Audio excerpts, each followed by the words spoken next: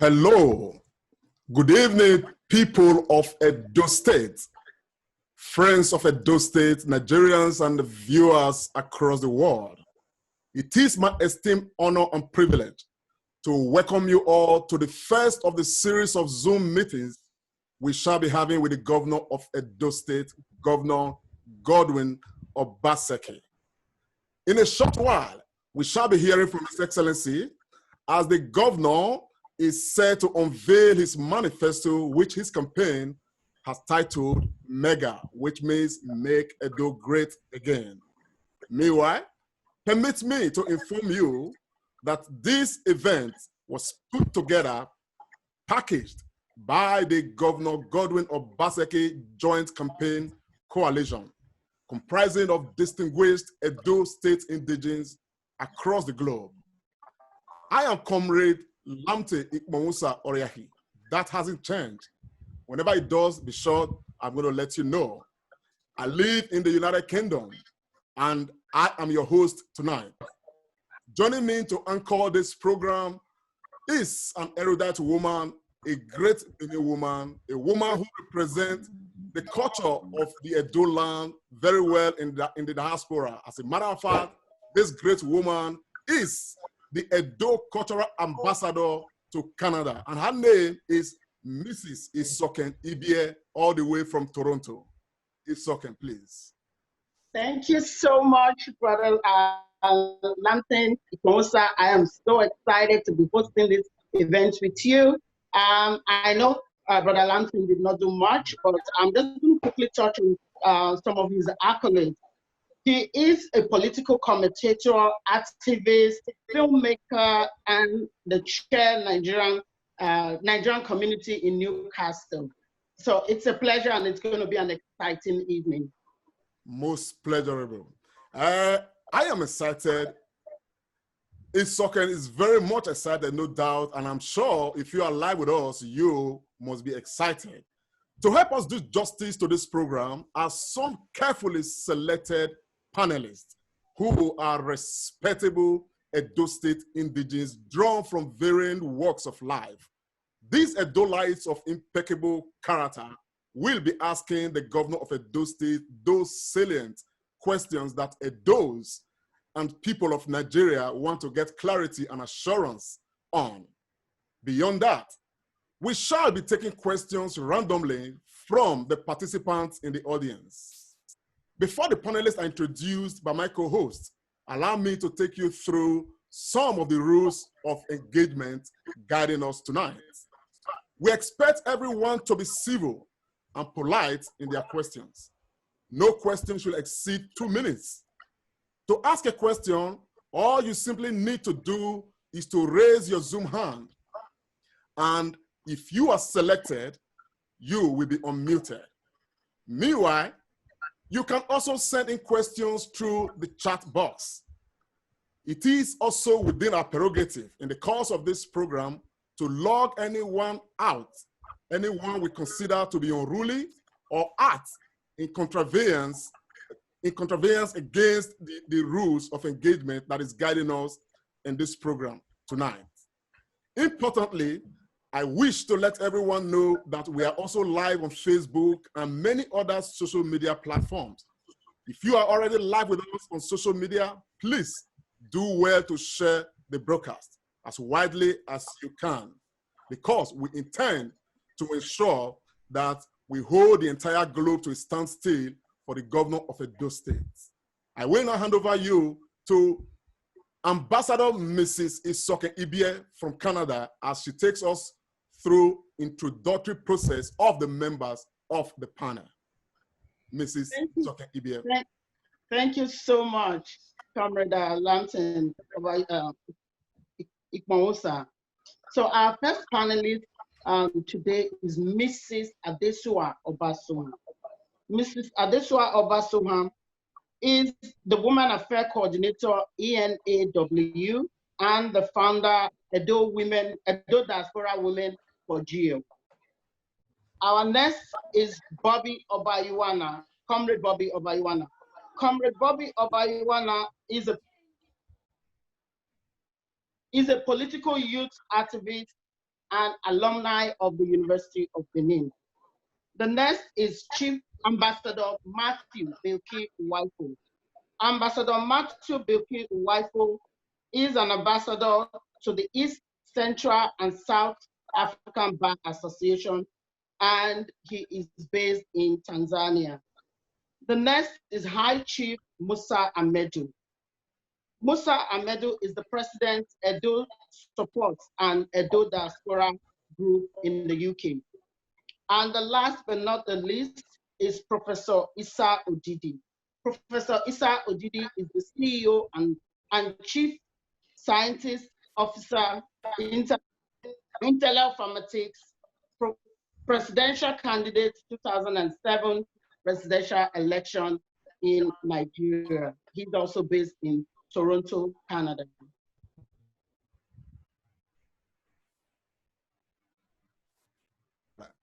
Thank you so much, Ambassador Isoken, for taking us through this process. It is now time, very quickly, for us to hear from His Excellency, the Governor of Edo State. We are going straight to Mega, as it is rightly put, for the Excellency to unveil, his manifesto to Edos and Nigerians across the world. Now, it is my singular honor to bring on board introducing the Governor of Edo State, Governor Godwin Obaseki. Sir, you are welcome to the program. Your Excellency. Unmute your mic, please. Yeah, can we unmute His Excellency's mic?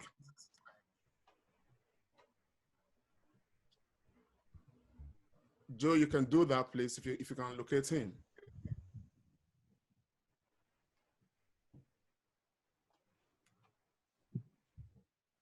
Thank you very much.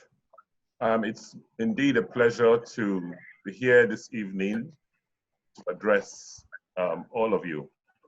I am indeed very happy that I am tonight talking to a network of Edo sons and daughters and their friends from across the globe. I want to thank the team that has put this event together. I'm truly, really proud of you, and I want to express my sincere appreciation and gratitude. Because this is a timed event, what I would like to do, if you do not mind, is to read my manifesto. I haven't had the opportunity of reading it in full. When it was unveiled during my kickoff rally, I had to talk through it. But my preference will be to just spend the next 10 to 15 minutes reading the manifesto so that we do not leave anything out. In my quest for office as governor of Edo State in 2016, Nigeria was going through a recession, just like it is going through a COVID-stimulated recession today. So when I came in 2016, the goal for me at that point was to arrest the economic storm which we were going through and to ensure that we put together the basis for governance in the state, such that the state could meet its contractual obligations to employees, pensioners, and its other contractors, while at the same time setting the path for rapid development of the state. As I stated then in 2016, my manifesto at that time was titled the Edo State Road Development Plan. Just as I did 4 years ago, today, my plan is to continue to spearhead the transformation which is required to pull our people out of poverty and seek to achieve prosperity for all our people without exception. The mission I started in 2016 has not changed today. In fact, it has become more compelling in the wake of the outbreak of COVID-19, which, as you all know, has changed the world and created what we now describe as the new normal. In 2016, I urged all of us that let's go together, let's go further together and galvanize our latent democratic institutions to provide world-class governance for the common good of our people, so that we can build the Edo of our dream. We believe as a people that our forebears centuries ago built enduring political, social, and cultural institutions. Why can we not today enact our own dreams, our own visions, and our expectations? Our history and our heritage beckons on all of us as a people, and it is the responsibility of a leader to respond to the challenges and opportunities which are entailed in realizing the people's vision. Today is the dawn of a new era as we prepare for the post-COVID world, where it looks that like everything has now been reset, and we are now compelled to change the way we live, interact, and even produce.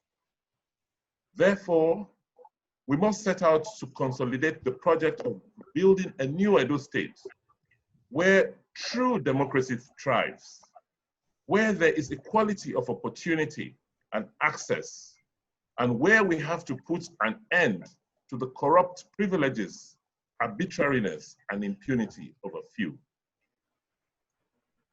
This election is about the promise of Edo. It is not just about what Governor Obaseki and the PDP have to offer Edo State. It is about how the expressions of the hopes and dreams of our people will redefine a new Nigeria. It is about the fundamentals of democracy, whether power belongs to the people or has been hijacked by a few godfathers who wish to take us backwards instead of forwards. This election will reject the broom that does not serve the purpose of cleaning up the filth. That broom in Edo is already scattered, and this election will not support any attempt to pick up its pieces together. Edo people are very enlightened, like all of you know, and they are more politically savvy than politicians generally give you credit for.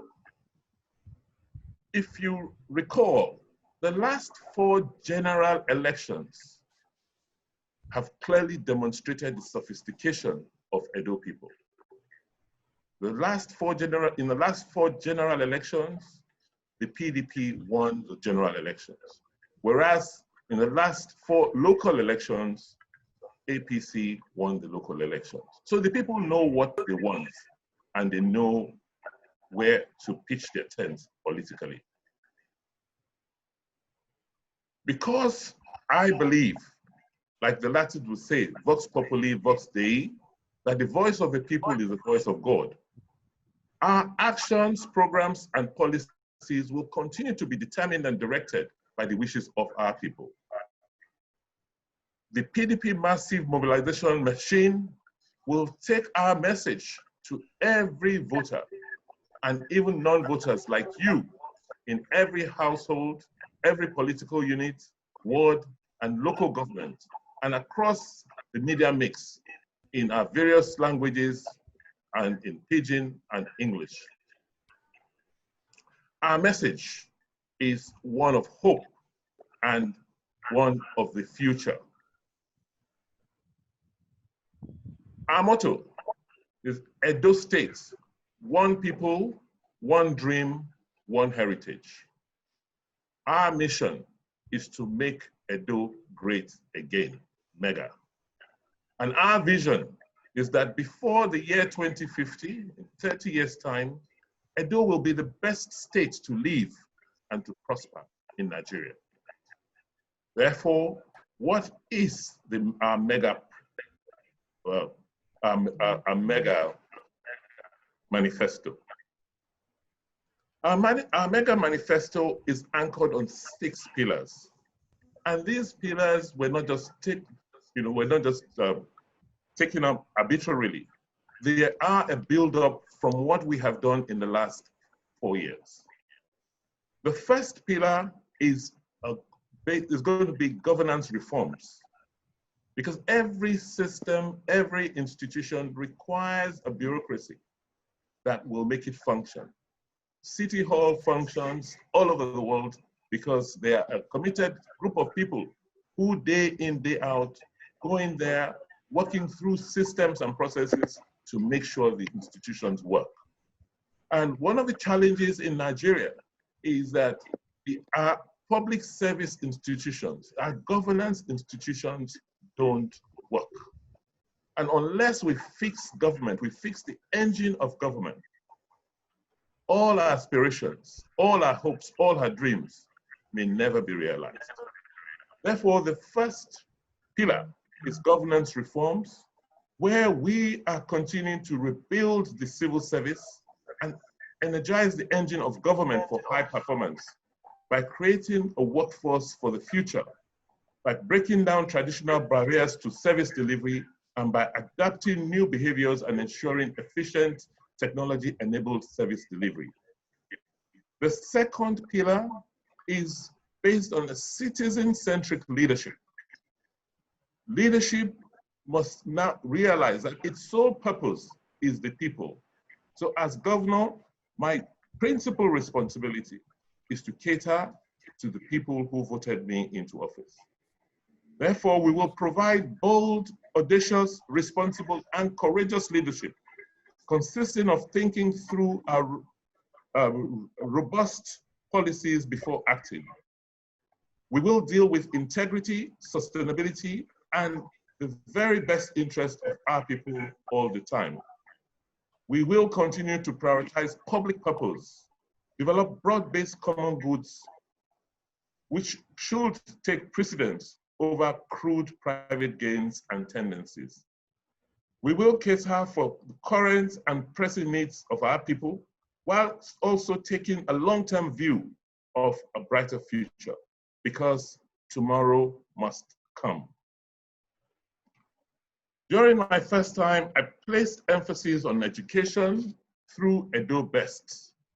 We will now continue with our educational reforms and extend the reforms to the other tiers of the educational system.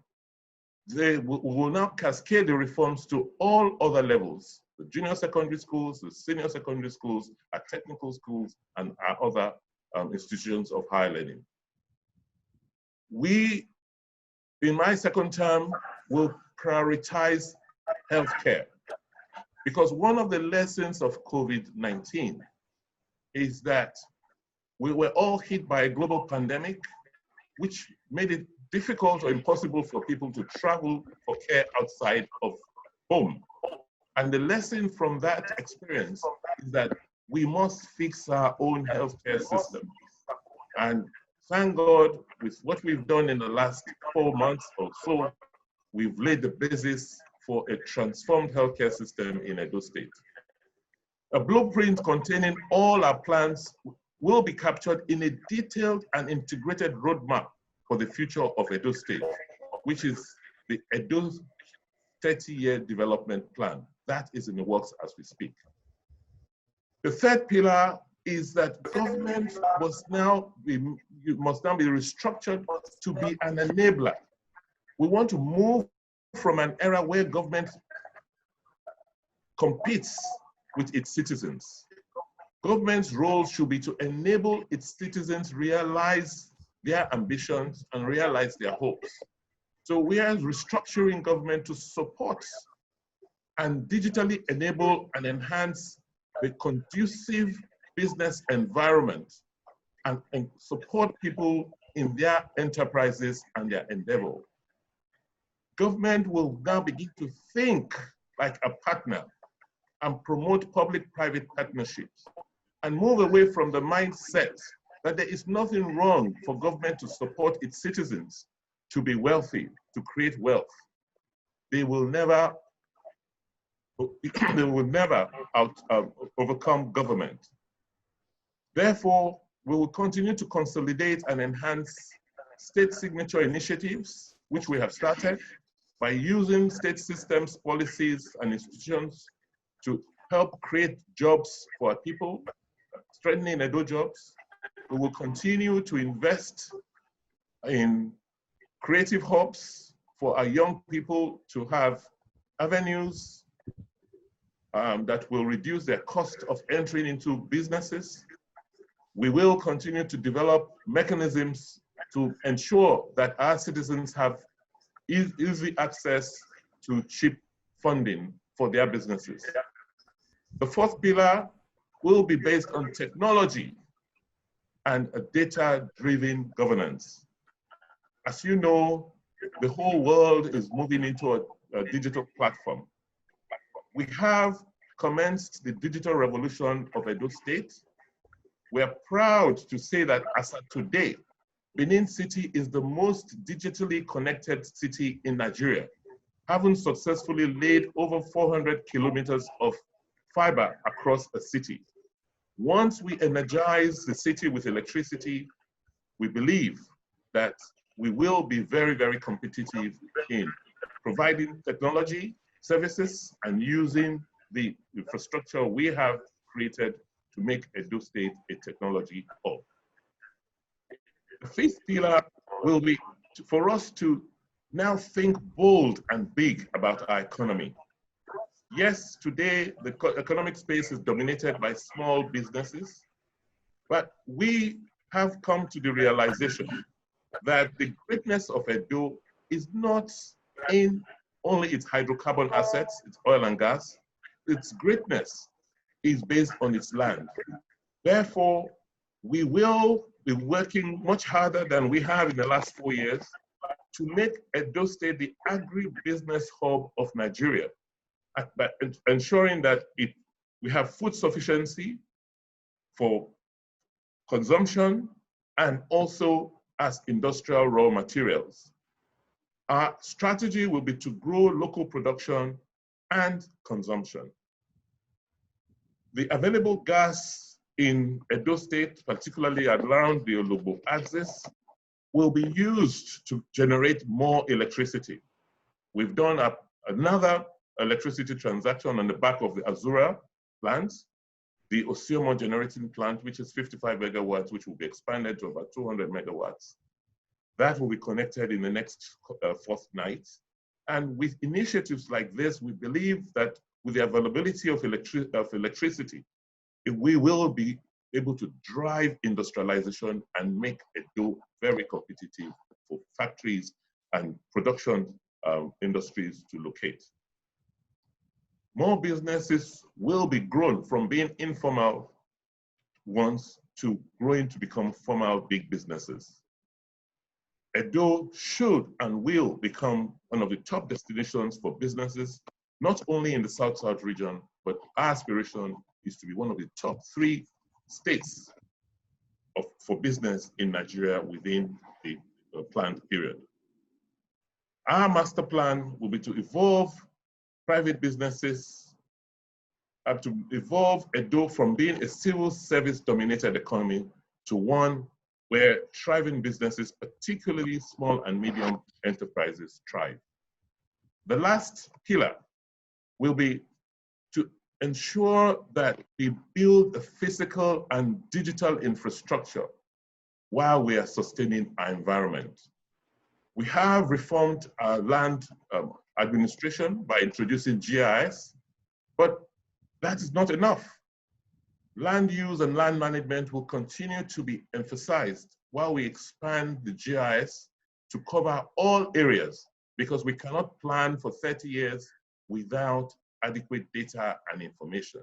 And information as to our physical space will be obtained from the existing investments we are making. We are a national transportation hub, and therefore traffic management and transportation management in our master plan will be emphasized. The whole country passes through Edo, so we need to make the transportation system a lot more efficient. Not only the road networks, but we must be thinking of investing the rail networks and ensure that Edo is a hub. We have to decongest our city centers. We have to create more cities. We have to reduce reduce the impact of rapid urbanizations, where over 50% of our population live in 2 or 3 cities in the state. We must ensure that while we are undertaking economic activities, we respect our environment. We have to reverse the rapid deforestation which has now taken over our states. We have started, we have legislated forest lands, and next 4 years, we will be attracting investments to try and regrow our forests and respect our environment for the sake of the next generation. What we have done in the last 4 years is to establish a track record to focus on what is necessary, what is important for our people. We must have a responsible government, without which we cannot discharge our functions. We have paid salaries promptly and pensions, and we have paid our contractors to be on site, to keep working on our projects. And we believe that with the mega manifesto which we're unveiling, the next 4 years will lay a solid foundation for Edo of the next generation. The next 4 years, in the next 4 years, we would have laid the basis, all the elements which I, as a governor, missed. I came into government and there was no plan, there was no roadmap. One of the legacies I hope to leave by the time I finish my second term is that there will be a clear roadmap, a clear direction, a clear compass as to where Edo will be headed and how Edo will get to where we expect it to be by the year 2050. I want to thank you for listening, and I hope we'll have a lively discussion thereon. Thank you very much. Thank you so much, Excellency. We'll be going straight to our panelists because they do have questions for you. And our first panelist that will be coming on board is Mrs. Godwin Obaseki. She has a question for you. Can you unmute yourself, Mr. Obaseki? Just 1 second.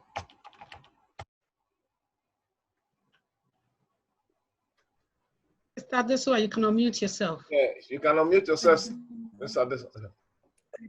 We can't hear you. That's it. Okay. Good evening, His Excellency, and thank you for being with us this evening. Thank you for all you have been doing for Edo State. Our first question is, with the recent events, many are expressing fears that the coming elections will be marred by violence. As the Chief Security Officer of the state, what measures are you and your team putting in place to instill confidence in the electorate and make them feel safe to exercise their franchise?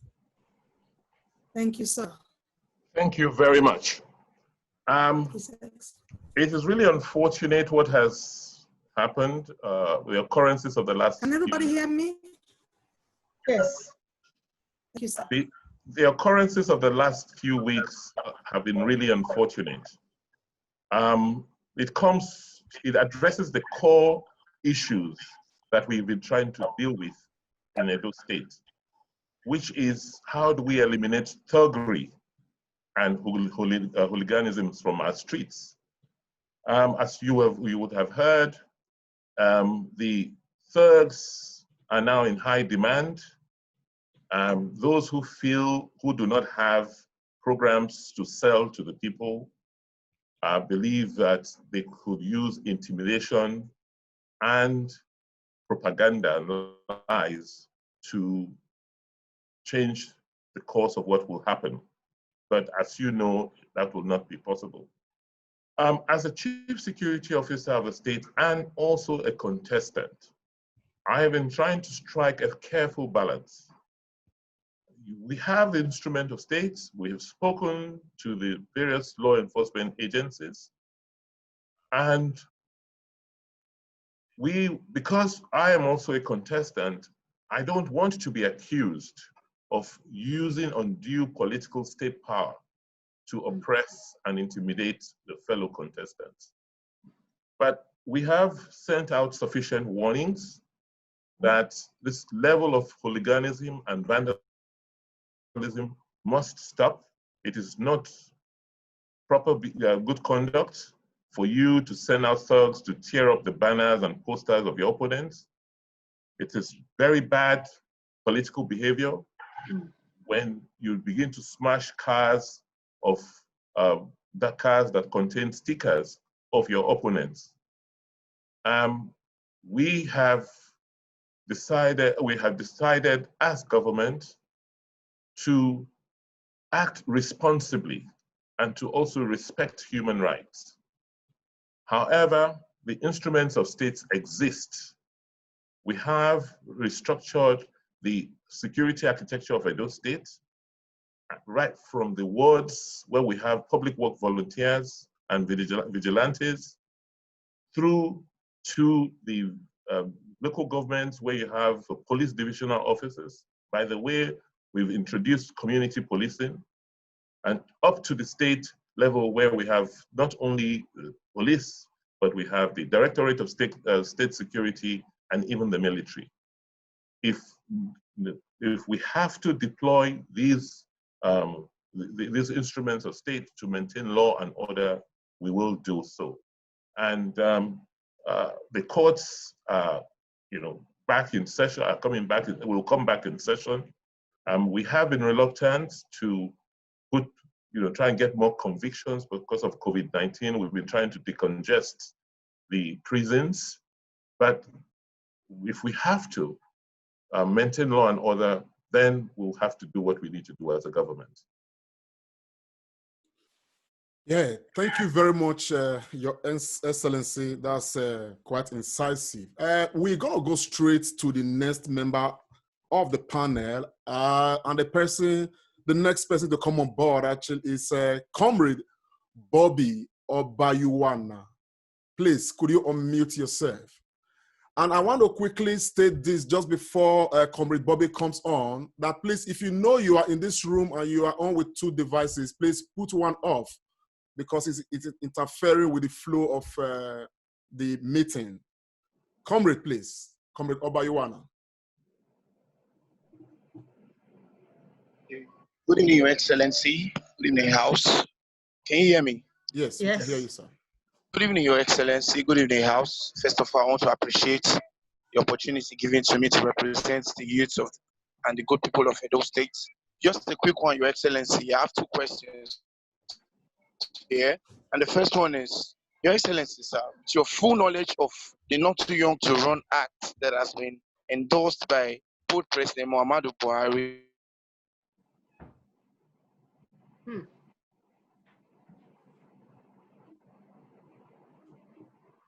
People may be having issues with his network. Mr. Obayuwana, can you still hear us?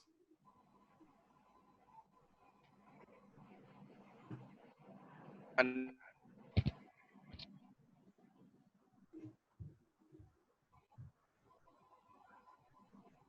Yeah, maybe we should take on your next question. Okay. And while, yes, I think we'll take him later when his Thank you very much, Your Excellency. Well, we'll just go straight to the next panelists on board. And this next panelist is Ambassador Matthew Biki Uwaifo. Please, can we unmute him?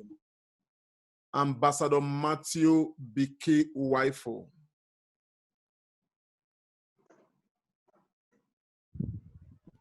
Can you hear me, sir?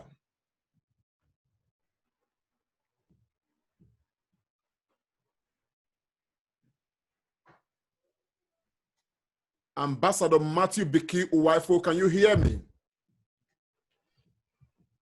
Please, backroom staff, can we locate him and unmute him in case he's... Yeah, he's on. Yes. Mr. Waifo, can you I can unmute hear him? you. Okay, That's great, good. sir. Yes, I Please, can nice to hear have you. on board, Yes. sir. Yeah, thank you. Good evening, Your Excellency. All the way from Tanzania. It's with great joy to have you on this program.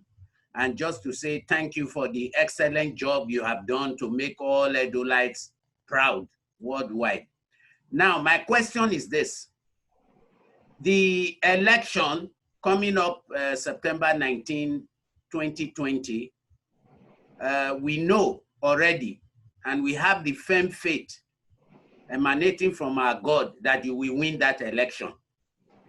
So my question is this: what measures are you putting in place when the result is declared and the opposition decide to go into a lot of bloodletting of innocent Edolites? What measures are you putting in place to make sure that stability takes place? That is my first question. Thank you. Thank you very, very much.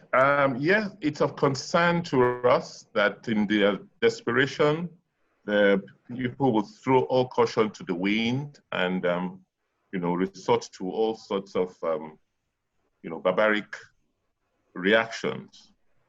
But our belief, our faith is that we are clearly in a majority.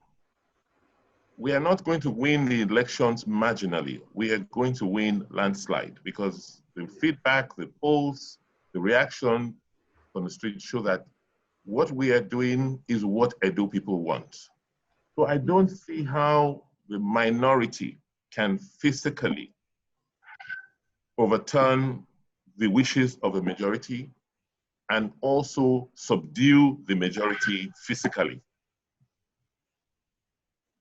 Edo people are bold. Edo people are not cowards.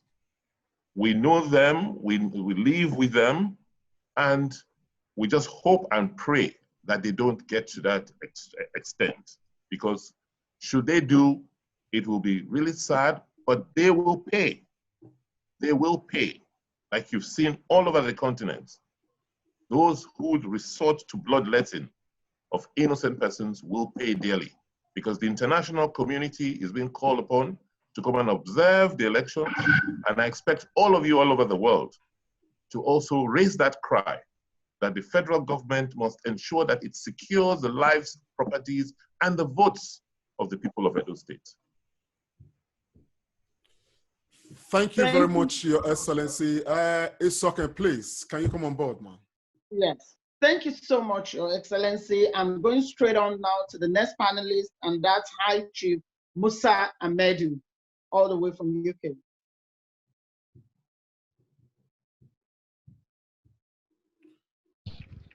Please, backroom staff, can we locate him and unmute him if he's muted? Musa Amedu, please unmute yourself. Can you unmute yourself, Musa? Okay. Can you hear me now? Yes. Yes, sir. First, I want to say congratulations to the organizers of this program. I'm happy I'm part of what is great for Edo people. To you, the governor, you are doing great. I'm happy. I don't want to expose me as a person who knows you, but I'm happy you're doing something great. But there's one question. You must also give me permission to speak as an Ishaman. Why so? Because we are suffering in a way. And that's why this question is of interest to me and the Asian people and Edo in general. It has to do with security. Question: the Hausa Fulani encroachment issue is on the increase. And in recent times, there are claims of people still being attacked at a higher level. And at the same time, the side effect of this is that the destruction of our farm produce have made it impossible for our farmers to go to the farm and continue their farming activities. My question, therefore, Your Excellency, is this. How is your government addressing this territorial infringement in Edo State as we speak? Thank you. Thank you very much. Let me try and dimension the crisis as it relates to herdsmen and banditry. What we have noticed that because there are two issues here. There's an issue of people looking for grazing land, and it's been over the last century or centuries, you've had people come during the dry season to graze and take their cattle back. Because of environmental pressures, we are seeing much more desperation and increase. We also we're also witnessing a situation where there's also pressure on our own land because of increasing population. So areas people never used to go and farm, in the past, they now go into those areas to farm, and some of those areas are along those grazing paths, which existed even before we were born, and that is leading to conflicts. Those conflicts, there's always been mechanisms to resolve them. So not every House of Fulani who brings herd here is a bandit. In fact, what is interesting is that most of our, quite a lot of our people invest in this cattle and employ some of them to help them to graze the cattle for fattening. The second issue, so those issues are perennial and they are being resolved because traditionally when the herdsmen, the real herdsmen come in, they normally go to the community leader or the traditional chief before they even they're allowed into those communities. There's a second issue, which is more serious, which is that of banditry. Because of all the crises from the north, from the Sahel, you now find young men in the name of being herdsmen carrying AK-47s and very sophisticated equipment with which they come in to kidnap, to maim, and to create instability in our parts of our country. It's a challenge nationwide, and we are trying to respond as best we can. And the response we have adopted is to try and organize our people at the local level, organize the vigilantes, organize the hunters. I am investing in a new corps of forest rangers who can go into the forest and give us information. Key to crime is intelligence. So as a state, we have put in place a system where we can collect information and intelligence based on which we can now respond. As a state governor, I don't have an army. I don't have a police of my own. I don't, even the security agencies and outfits I've created cannot bear arms. So what we are doing, our response is to get enough intelligence, get enough information to work with the federal security agencies that bear arms to help us respond. We are also using technology, procuring drones, working with the Air Force to do aerial surveillance of the forests where some of these people reside and keep their arms, and also tracking devices to track these calls they make, particularly when they kidnap. It's a problem, it requires investments. We are doing the best we can, but over the next 4 years, I believe that now that we understand quite a lot of how they operate and what is going on, we should be able to respond better. Yes, thank you so much, My Excellency. I will be going straight to our next panelist, and that is Professor Issa Odidi. Thank you very much. Good evening, Your Excellency. And I'd like to congratulate the organizers of this meeting. I think they've done a very great job. I'm impressed. Well done. Also very impressed with the mega manifesto. However, I have two questions for Your Excellency. As an industrialist with operations in several G7 countries, I'm very interested in the governor's quest to make Edo State the economic hub of Nigeria. Your Excellency, what specific sectors are you targeting, and how do you intend to implement this loud? So that's the first question. The second question, can His Excellency please summarize his plans to prepare children, women, and youths in Edo State for future challenges and opportunities? Thank you. Thank you very, very much, Prof. Yes, in terms of specific sectors for industrialization, what we have done is to first get the core infrastructure required, which is electricity. And we will be one of the cheapest sources of electricity because we're generating, the fields are there. And as of today, our cost is quite globally competitive. We're hoping that we can drop our electricity cost to as low as 8 cents per kilowatt hour. Therefore, now that you have power, what are you going to do with it? For us, we want to focus on the areas of rapid growth, which is agriculture, food processing, agribusiness. Because one of the lessons of this COVID is that we were all locked down, we're all at home, but we all had to eat. And there's, so our food import bill in Nigeria is in excess of $20 billion a year. I mean, most of what we import, if not all, can be processed and produced locally. I mean, is it, is that staple food? Is it a confectionery? What is it? So we are focusing on agriculture and particularly industries that require agricultural inputs as their base materials. We are investing in the oil palm value chain. Don't forget, that's what Malaysia did many years ago and left us behind. And so we are making quite a lot of land in the first phase available, about 100,000 hectares. We've gotten financing, we can have partners who are interested. We're enabling that to happen.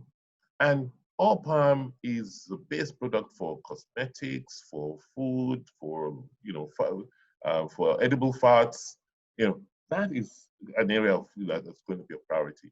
What about cassava? Cassava has a base stock for industrial starch, for ethanol.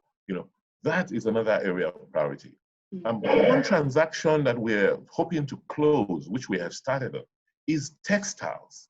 Yes, the federal government, under its cotton transformation program, is encouraging farmers all over the country to grow cotton, but you do not have modern textile mills, weaving, spinning, and yarning mills to produce textiles at a competitive rate, like you do in Asia. And so we've been having conversations. We were almost at a closing point and we ran into a hitch where a major textile company, with all the facilities, was going to relocate its production from China to Benin City, and was testing some of the cotton, the local cotton we have. So the areas will be the fast-moving consumer goods, food, clothes, garments, and also areas that will create huge job opportunities. How are we preparing for tomorrow? The key is education. We're very proud of what we have done with Edo Best, where our children, we're moving them from just schooling to learning. So the 6-year-old child in our Edo Best program today, after 2 terms in our program, can read. And and we found out that under Edo Best, these kids are now learning what they used to learn in 2 years in 1 term. So it's simple because we can tell when our teachers are in school. We have trained our teachers, we've given them the technology so they can effectively monitor how the children are doing, whether they are learning, and if they are not, what remedies there are. And we're doing this on a scale. We're not, we have 300,000 such children in our school systems today. And I can't wait for them to get to primary 6. And because I can assure you that by the time this generation, graduates from the system we're putting in place, we will reduce drastically Agberos in our communities and our society. By the time Edo Best gets to its full steam, we will not produce Agberos again, because the people who will go through us, who are going through Edo Best educational system, will be informed. They'll be able to use technology at a young age. And don't forget, these are in our public school system. And once we escalate that to junior secondary and senior secondary, my goal is that by the time you finish your first 9 years of learning, you should be able to do something with your life. You should be able to have a vocation. Nothing says that you cannot continue, but by the time you're 14, you're 15, you should be able to use your hands, you should be able to read manuals, you should be able to try things. Then you now decide whether to go to, do another 3 years in a secondary school or in a technical school or in a vocational school. And so we are laying the basis. We have the first 4 years has been experimental. We've seen how it will work, how it can work, and what to do. And so I am very hopeful, Prof, that the key is preparing the children at a very early age. If we did this 21 years ago, 1999, when we started our democracy, can you imagine where we'll be today? Thank you. Thank you very much, Your Excellency, for your very interesting, incisive, and very hopeful, deposition. We're going to go over to members of the audience. But before we do that, Your Excellency, I have a question. Listening to you, there's so much hope. As a matter of fact, it's not just because you are talking right now. You are one governor that has come to Edo State to arouse the hope of the average Edo man. And woman. And yes, average Edo man and woman. That's very correct. And Edos all over the world are beginning to look at a brighter future. But when we juxtapose this to, what has, become the status quo, particularly with our first electionary process, a lot of people are afraid, because what we have been used to as a people is that Nigerians and Edos have been made to believe that, the vote of the people don't count, because at the end of the day, the people queue, spend time, vote. At the end of the day, what you hear is that some persons who are powerful have gone somewhere with INEC or whatever to go change results. And people are afraid that that may happen at this time, particularly when we are beginning to see excessive use of financial power to buy people over and all that. How do you and your team, and of course your government, intend to checkmate this so that for once we can be very sure that the will of the people is counting and Governor Godwin Obaseki is elected by the majority of Edo people? Well, I would say don't despair. The process has already started. Mm-hmm. By all of you taking your time off this evening where you could have been doing other things to come in and listen to me, is because you are really interested and you're concerned and you can do something about it. We have the power to. Evil cannot dominate good. It's when good people don't speak up, when they don't stand for anything, that is what gives evil the force it has and allows evil to thrive.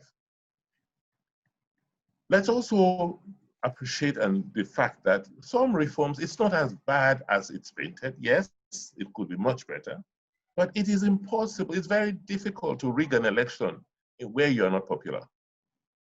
So in your polling unit, when, if majority of the people go into the polling units and vote for a particular candidate and stand there and wait for their votes to be counted and announced in their polling units, thanks to technology and thanks to the reforms being made by the electoral body, and you now move from your unit where you have enough people to move from your unit where you have voted and counted your votes to where the votes will be collated and wait for the announcement to be made there. It will be difficult, very difficult. And thanks also to the justice system. So I don't think we should despair. What we need to do is to speak up, send the message home, tell our people we cannot be subdued, we cannot be cowed. We cannot be cowed anymore. Evil cannot dominate good. We've suffered enough, and this is the time for us to emancipate ourselves and free ourselves. Thank you so much, Excellency. You've done an amazing job. We're going now to the audience, and I have seen Omoefe Sightberry. She has her hands up since our back room help. Can you please locate her and get her on? Sorry? Omoefe Sightberry.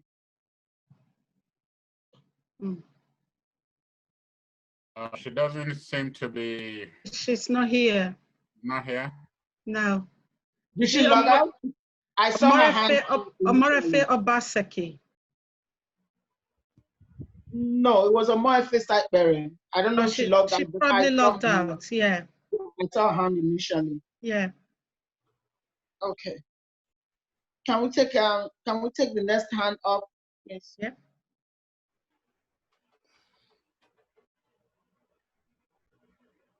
Okay, maybe we should take George Osarai. Is George Osarai there? That's another hand raised. Yep. Yes. Can we unmute George? Yes, George Osarai. Yeah, unmuted. Yep. Yes, George, welcome and talk to us, please. George, can you speak? Good evening. Are you hearing me? Can you hear me? Yes, we can. Okay. Good evening, everybody. Good evening, His Excellency. It's such a great opportunity to be present in this meeting. I want to specifically thank the organizers of this meeting. You guys have done a laudable job.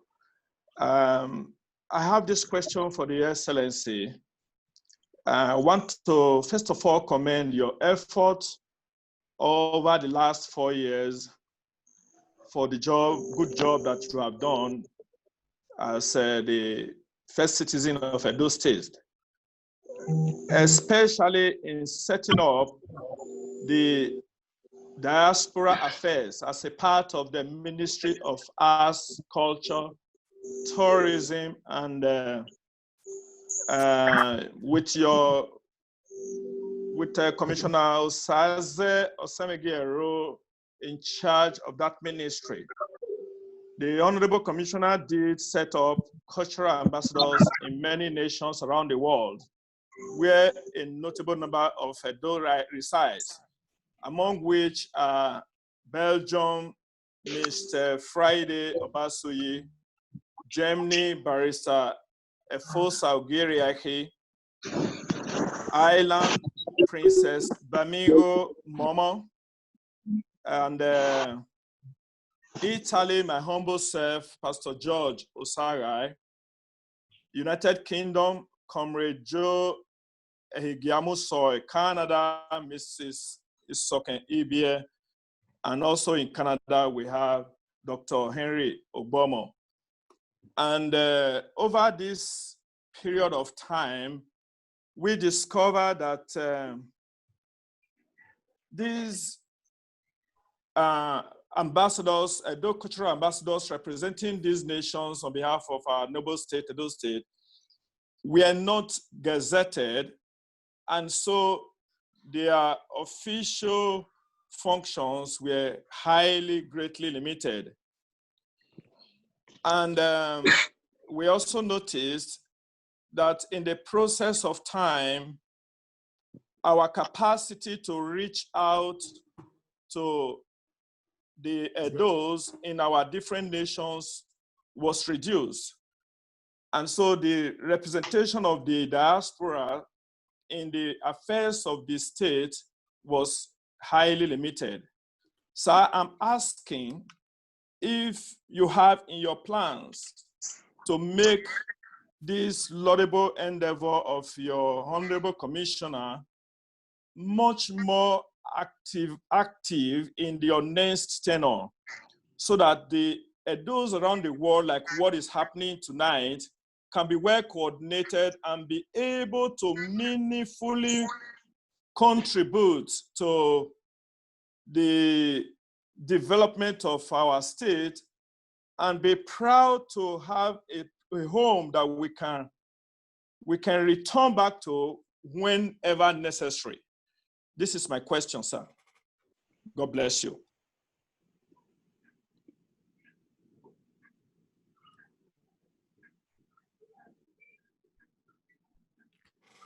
Hello, Your Excellency.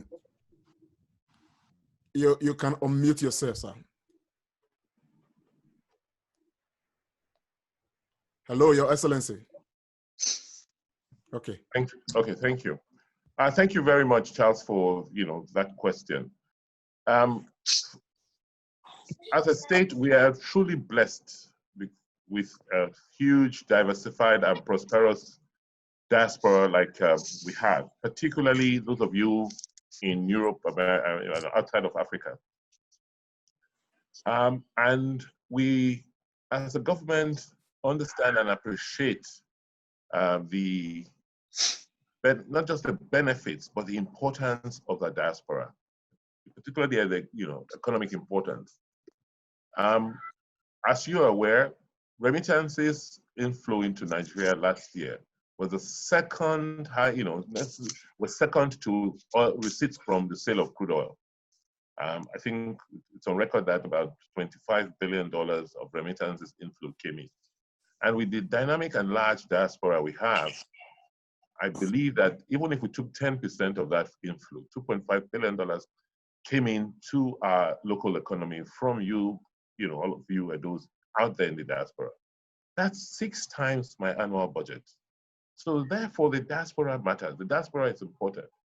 So what we are going to do is to layer on what we have done today to structure it better. We've seen how the diaspora has helped transform India, has helped transform China. So we, as part of our plan, the 30-year development plan, we're just going to look at how to interact with the diaspora end to end. So it's not only just appointing people as cultural ambassadors, but ensuring that we make the investments in data, investments in technology, can act at home from the comforts of your homes or where you currently reside. There's no reason why you cannot apply for your CFO from Italy or your certificate of occupancy, or pay your mortgages or pay your bills at home from where you are. So it's just beyond being culture, just being cultural ambassadors. Yes, our culture is something we're very proud of, and that brings us together and sets us a groove. But we can do so much, much more, and we will do so much, much more because of the importance of the diaspora. Thank you, sir. Thank you so much, My Excellency. I did notice that Omoefe was in the room. I don't know, for whatever reason we couldn't get her. But Omoefe, if you can, Omoefe, site bearer, if you can unmute yourself, that would be highly appreciated. Can we locate Omoefe, site bearer to? Is it Omoefe or Onorefe? There is Onoefe, not Omorefe. Okay. It's Onorefe. Site bearer? Yes, I have unmuted her, so she should be able to speak. Okay, great.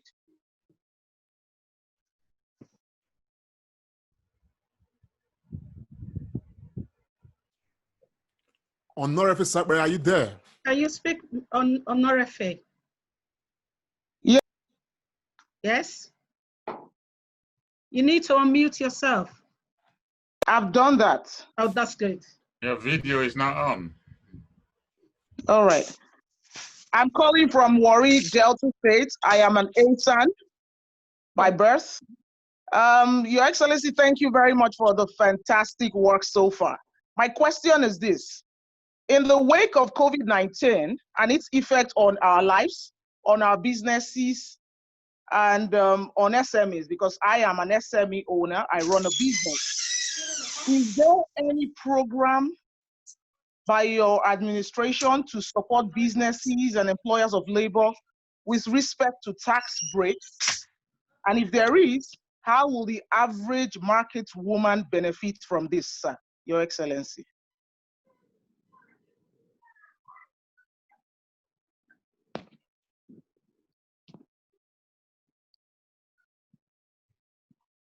Okay, thank you very, very much. As a state that is very pro-business, we are currently looking at ways of supporting small businesses, either through tax breaks or incentives. I think what we've tried to do is to look at, the entire chain. What really affects people the most? It is not the taxes per se. It is more the cost of doing business. The amount of money you spend on diesel is a fraction of the taxes you pay at the end of the day. So if I can help fix your costs of production, then the taxes will not, will not, be that burdensome. It becomes burdensome when you're not making as much as you could. When you cannot get your title documents easily, you can't get a CFO, a title documents for your properties. It makes it difficult to raise financing from the banks. So we believe that the first things to do is to fix those issues, to look at the chain and fix those things that don't even help people make money in the first place. You're not making enough money, so so focusing on taxes today is not addressing the real issue. And the real issue is, let us put in place things and support that we enable people do business easily. They can register their business quickly. They can, they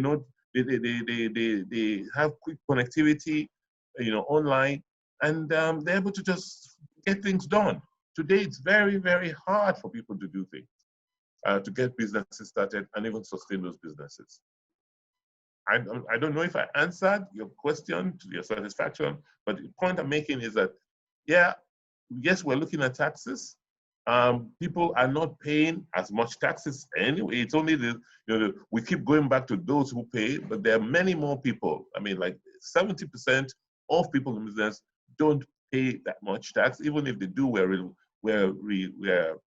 restructuring to make sure that those taxes actually come to the coffers of government, because sometimes government does not see those taxes.